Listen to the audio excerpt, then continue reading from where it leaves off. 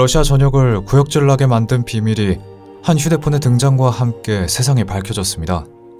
그리고 그 비밀을 최소 18년 동안 숨기고 있던 휴대폰엔 대한민국 사람들에게 매우 익숙한 모양이 하나 찍혀 있었죠. 바로 선명하게 찍힌 삼성 로고였습니다. 날씨가 쾌청하고 선선해지기 시작한 러시아의 9월. 지역 도로 공사를 하던 인부들은 한창 아스팔트 작업을 하고 있었습니다. 도로면을 파쇄기로 분쇄하고 기증제를 깔아줄 때 올라오는 열기로 인해 초가을 바람이 불어도 인부들의 얼굴은 시뻘겋게 익었고 땀은 끊임없이 쏟아졌죠. 작업이 어느 정도 마무리되고 있을 때 인부들은 일을 끝내고 집으로 들어가 마실 시리도록 차가운 맥주 한 모금에 들떠 있었는데 그중 한 인부가 마무리 작업을 하는 도중 불현듯 안전 펜스 밖으로 나갔습니다. 그리고 그는 허리를 숙이더니 길가에서 무언가를 주웠죠. 그건 휴대폰이었습니다. 그 휴대폰은 남자도 알만한 브랜드사의 휴대폰이었는데 흠집이 좀 나 있었지만 버린 것처럼 보이진 않았기에 남자는 누군가 길을 가다가 잃어버린 거라 생각했고 휴대폰을 켜 안에서 주인이 누군지 알 수 있을 만한 정보를 찾으려고 했습니다. 주소록을 찾고 문자 내역 등을 열어보던 남자는 이내 휴대폰 사진첩을 열었고 그 안에 있는 사진들을 보는 순간 이내 일을 하느라 높아졌던 기온이 뚝 하고 떨어지는 걸 느꼈죠. 남자가 제일 먼저 본 사진 속엔 한 남성의 얼굴이 아주 가깝게 나와 있었습니다. 사진 속 남성은 입에 무엇인가 물고 있었는데 사진을 자세히 보던 남자는 얼마 지나지 않아 그게 손이라는 걸 알았죠. 그런데 남성은 자신의 손을 물고 있는 게 아니었습니다. 마치 남성의 입 안에서 손이 튀어나오는 것 같은 모습이었죠. 남성은 누군가의 잘린 손목을 물고 있는 거였습니다. 서늘한 소름이 돋았지만 남자는 당연히 그게 연출된 사진이라고 생각했죠. 잘려진 손목이 너무나 사실적이었지만 그 손목을 물고 있는 남성의 표정이 비현실적일 정도로 평온했기에 당연히 사진이 가짜일 거라고 생각했습니다. 하지만 그 생각은 몇 초도 가지 않았습니다. 그 뒤에 본 사진도 똑같이 끔찍했기 때문이었죠. 남자는 이제 다른 사진을 눌러보기가 두려웠습니다. 그리고 어쩌면 누군가 질 나쁜 장난을 치기 위해 휴대폰을 길바닥에 일부러 놓고 지금 자신의 반응을 살펴보는 건 아닌가 하는 생각까지 들어 주변을 두리번거리기까지 했죠. 그런데 그때 휴대폰이 울리기 시작했고 남자는 반사적으로 그 전화를 받았습니다. 제가 그 휴대폰의 주인인데 지금 찾으러 갈 테니 어디 계신지 말씀해 주시겠어요? 휴대폰 너머로 들리는 생각보다 멀쩡한 목소리에 남자는 홀린 듯 여기가 어딘지 얘기했고 그쪽이 올 때까지 잘 맡아두겠다는 친절한 말을 덧붙였습니다. 뇌리에서 좀처럼 지워지지 않는 사진이긴 했지만 휴대폰 주인과의 통화는 너무나 평범했기에 남자는 단순히 휴대폰 주인이 고어 사진을 좋아하는 고약한 취미가 있다고 생각을 하게 됐죠. 남자는 사진 속에서 마주쳤던 퀭한 눈이 계속해서 생각났지만 이내 휴대폰을 들고 마무리 작업을 하고 있던 동료들 곁으로 갔습니다. 그리고 동료들에게 방금 자신이 겪은 비현실적인 일에 대해 말했죠. 이야기를 들은 그의 동료들은 해괴한 일이 다 있다던가 이상한 사람 다 있다는 말을 하며 헛웃음을 쳤습니다. 남자는 아무 일도 아니라는 듯이 웃는 동료들을 보며 사진 때문에 한껏 경직됐던 긴장이 풀렸고 곧 휴대폰을 찾기 위해 올 의문의 남자를 기다렸습니다. 그리고 얼마 지나지 않아 누군가 인부들 무리 쪽으로 걸어와 말을 걸었고 주머니에 삼성 휴대폰을 가지고 있던 남자는 낯익은 목소리에 뒤돌아봤는데 그 순간 다시 그 끔찍한 사진을 봤을 때로 돌아간 것 같은 기분을 느꼈습니다. 뒤돌아본 곳에 있던 게 사진 속에서 잘린 손목을 물고 있던 그 얼굴이었기 때문이었죠. 마치 노숙자와 같은 모습을 한 남자의 눈은 사진 속에서 본 것처럼 퀭하게 말라 있었고 손목을 물고 있던 입에서 시큼한 죽음의 냄새가 나는 것 같았습니다. 러시아 남부에 위치한 크라스노다르의 경찰서로 하얗게 질린 모습의 남자가 들어왔습니다. 남자는 자신의 이름이 로만 호만코프라고 밝혔고 근처 도로에서 아스팔트 작업을 하던 건설 노동자라고 소개했는데 로만은 주머니에서 무언가를 꺼내며 이렇게 말했죠. 미리 밝혀두겠는데 저는 우연히 이걸 길에서 주웠을 뿐이고 이것과는 아무 상관도 없습니다. 그리고 그가 내민 건 바로 삼성사의 휴대폰이었죠. 로마는 저희에게 휴대폰에 저장된 사진들을 보라고 말했는데 휴대폰을 켜 사진첩을 확인하는 순간 저희는 왜 로만이 그리도 불안해 보이고 빨리 이 일에서 발을 떼려고 하는 것 같은지 이해가 됐습니다.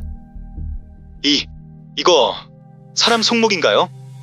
사진첩 안에는 비현실적일 정도로 잔인하고 역겨운 사진들이 가득 차 있었는데 대부분 사람의 절단된 신체 중 일부가 바닥이나 식탁 위를 나뒹구는 사진들이었고 냉장고 안에 사람의 머리가 있다던가 요리를 하는 주방 사진처럼 끔찍한 상상을 할 수밖에 없는 사진들이 있었죠. 심지어 도와주세요. 누가 좀 도와주세요. 어린 소년을 고문하는 모습이 적나라하게 나오는 동영상까지 있었습니다.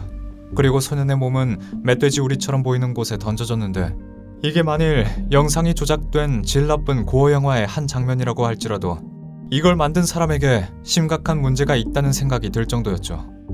그런데 이 역겨운 것들이 담긴 휴대폰을 저희에게 가져온 로마는 몇 시간 전 번화가에서 도로공사를 하던 도중 길에서 휴대폰을 주었다고 말했고 휴대폰 안에 있는 사진과 영상이 진짜라고 말했습니다. 저는 로만에게 이 일과는 아무 관련이 없다고 했으면서 어떻게 그렇게 확신을 하느냐고 물었고 겁에 질린 모습의 로만은 이렇게 외쳤죠. 내가 봤으니까요, 이 남자를. 로만이 가리킨 건 휴대폰에 저장된 사진들 중에서 한 남자가 잘린 손목을 물고 있는 사진이었습니다. 로만은 휴대폰을 주었을 때 이 남자가 찾으러 왔고 사진에 나온 사람과 동일 인물인 걸 알아보고 그 남자에게 근처에서 휴대폰을 주운 적 없다고 둘러댄 뒤 돌려주지 않았다고 말했죠. 로만은 분명 범죄와 연루된 물건이 확실해서 경찰서에 가져오긴 했지만 이 일에 엮이고 싶지 않다고 밝혔고 저희는 로만에게서 휴대폰을 찾으러 왔던 남자의 몽타주에 대해 추가 인터뷰를 한 뒤 집으로 돌려보냈습니다. 그리고 저희는 휴대폰에 대해 추가 조사를 시작했죠. 사진에 있는 신체 일부분 중엔 머리통이 있어 저희는 최근 일어난 실종이나 납치 사건의 피해자의 얼굴과 대조를 해보려고 했지만 이미 얼굴이 크게 훼손된 터라 불가능했습니다.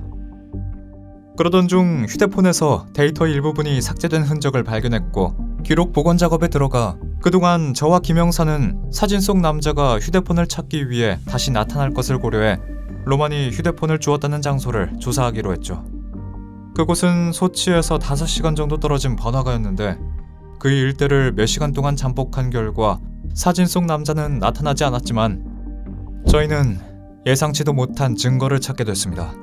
그건 바로 휴대폰이 발견된 곳 근처에 숨겨져 있던 한 여자의 시신이었죠. 시신은 커다란 가방 안에 숨겨져 있었는데 그 가방은 러시아 국방부 소유의 육군 항공사관학교에서 지급되는 가방이었습니다. 그리고 저희가 시신을 찾고 얼마 지나지 않아 함정님, 지금 휴대폰 심카드에서 위치 정보가 파악됐다고 합니다. 복원된 휴대폰에 남아있던 위치 정보에서 특정 주소지가 뜬 겁니다. 그곳은 항공사관학교 부지에 위치한 기숙사형 사택이었죠. 또한 휴대폰 주인의 이름도 찾을 수 있었는데 역겨운 비밀을 저장하고 있던 삼성 휴대폰 주인의 이름은 35세의 드미트리 박시에프였습니다. 저희는 곧바로 위치 정보에 뜬 주소지로 향했고 드미트리가 묵고 있는 사택을 급습했는데 안에서 사람은 발견되지 않았지만 저희는 그곳에서 지옥보다 참혹한 광경을 목도했죠. 사택 밖에 있는 쓰레기 더미에서 이미 피부 조직과 머리와 같은 신체 부위들이 발견이 됐고 사택 내부에선 전부 다른 사람들의 것으로 보이는 소지품들이 다량으로 나왔습니다. 특히 휴대폰이 여러 대 나와 저희는 그때부터 피해자가 몇십 명 가까이 나올 것을 예상했죠. 가장 끔찍한 곳은 주방이었는데 급습에 투입된 경찰들 중 일부는 치밀어 오르는 구역질을 참지 못하고 밖으로 나갔습니다. 식탁 위엔 마치 만찬을 준비한 것 같이 상이 차려져 있었는데 문제는 커다란 접시에 담긴 게 사람의 머리였다는 거죠. 마치 크리스마스를 기념할 때 음식을 여러 가지 장식으로 꾸미는 것처럼 눈에 올리브를 쑤셔 박았다던가 머리통 아래 오렌지를 깔아놓고 코에는 레몬을 끼워 놓기도 했습니다. 냉장고와 찬장엔 사람의 손이 들어있는 통조림과 사람의 살로 추정되는 고깃덩어리를 절인 유리병까지 발견됐고 저희는 그 증거들로 드미트리가 엽기적인 살인과 더불어 인육까지 했다는 걸 알았죠. 심지어 식탁 위에선 손수 작성한 인육조리법과 비디오 테이프까지 나왔습니다. 또한 현장에선 드미트리가 살인 과정과 결과물을 찍은 사진들을 찾았는데 사진을 찍을 당시 연도 중 가장 오래된 건 1999년 12월 28일이었죠. 이 엽기적인 살인과 식인이 수십 년에 걸쳐 자행되어 온 것입니다. 그런데 충격적인 건 여기서 끝이 아니었죠. 저희는 드미트리를 찾기 전 사택 주변을 탐문조사하게 됐는데 드미트리와 같은 사관학교 사택에 거주하는 이웃들은 평소 드미트리는 다른 사람들이 자신의 사택 가까이 오는 걸 경계했고 드미트리가 혼자가 아닌 아내와 함께 살고 있다고 증언했다는 겁니다. 나탈리아라고 드미트리처럼 사관학교 소속 직원이에요. 학교 내에서 종종 손수 만든 고기 파이를 팔기도 했죠. 그때 직감했습니다. 이 끔찍한 사건에서 자신도 모르게 인육을 한 사람이 아주 많을지도 모른다는 사실을 말이죠. 경찰이 사택을 습격한 뒤 주범인 드미트리 박셰예프는 비교적 손쉽게 잡혔습니다. 체포된 드미트리는 처음엔 휴대폰에 있는 사진은 그저 쓰레기통에 있던 시신들을 재미삼아 찍은 거라는 말도 안 되는 변명을 했지만 복구된 살인 과정과 고문 과정을 담은 영상들과 사택에서 발견된 증거들로 인해 범행을 인정할 수밖에 없었죠. 그리고 드미트리는 자신의 아내인 42살의 나탈리아 박셰예프와 함께 범행을 저질렀다는 사실도 털어놓았는데 두 사람은 주로 데이팅 사이트에서 피해자들을 유인해 살인을 저질렀고 시신을 훼손하고 보관해 인육으로 만들어 먹었고 부지에서 키우는 돼지 농장에 먹이로 주며 증거를 인멸했습니다. 심지어 나탈리아는 본인들만 인육을 먹지 않고 고기 파이와 통조림을 만들어 지역에 팔았고 정육점을 이용해 사관학교에 인육을 보급했다는 주장도 있었죠. 그런데 사건의 내용만큼 충격적인 건 두 사람은 최소 1999년부터 약 30명의 사람들을 살인했다고 추정되고 있지만 문제는 러시아 당국이 군부대 시설에서 일어난 일이기에 사건을 축소, 은폐했고 휴대폰 속의 수많은 피해자들 중 오직 한 사람에 대한 혐의만 인정하여 기소했습니다. 드미트리와 나탈리아의 행각은 종신형을 넘어서 사형도 과분할 정도로 끔찍했지만 폐쇄적이기 짝이 없는 당국의 횡포로 인해 각각 징역 12년형을 선고받았죠. 한 가지 다행스러운 점은 드미트리는 2020년 2월 감옥에서 당뇨로 인한 결핵 합병증으로 사망했다는 겁니다. 제정신이라면 절대 저지를 수 없는 범죄 행각에 검찰에선 당연히 드미트리와 나탈리아의 심리검사를 진행했는데 놀랍게도 두 사람 다 정신상태가 정상이란 결과가 나왔고 심지어 그들을 테스트한 심리학자는 정신적으로 건강하다라는 소견을 밝혔다는 겁니다.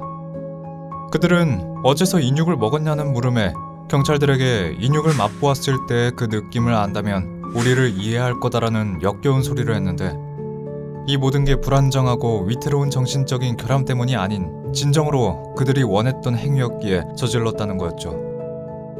드미트리가 죽고 감옥에 남은 나탈리아가 형기를 다 마친다면 그녀는 2031년에 출소를 하게 될 텐데 부디 이 엽기적인 살인마가 사회로 나와서 더는 무고한 사람들을 해치지 않길 바랍니다.